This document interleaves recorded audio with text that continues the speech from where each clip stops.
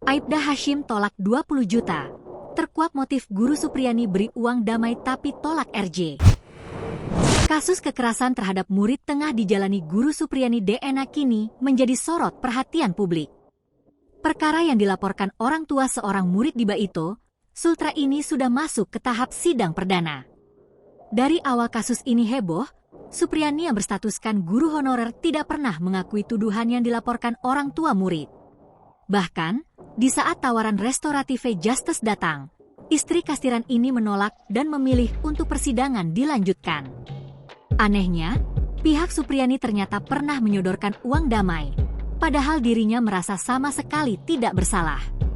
Mengutip posbelitung.co, Kastiran mengatakan istrinya sempat meminta maaf meskipun tidak melakukan pemukulan tersebut.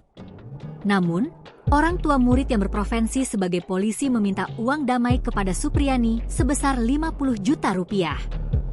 Karena tidak bisa memenuhinya, Supriyani ditetapkan sebagai tersangka dan ditahan. Terkait upaya perdamaian ini, Rokiman selaku Kepala Desa Wonwaraya mengungkap ada seorang polisi yang ikut bagian dalam kasus Guru Supriyani. Polisi yang mengaku sebagai Kanit Reskrim tersebut memberi kode 5 jari sebagai kode uang perdamaian. Dikatakan bahwa 5 tersebut adalah angka 50 juta rupiah dan saya sampaikan ke suami Supriyani, kata Rokiman. Rokiman mengatakan, Katiran yang merupakan suami Supriyani sudah mencoba memberikan uang 20 juta untuk damai.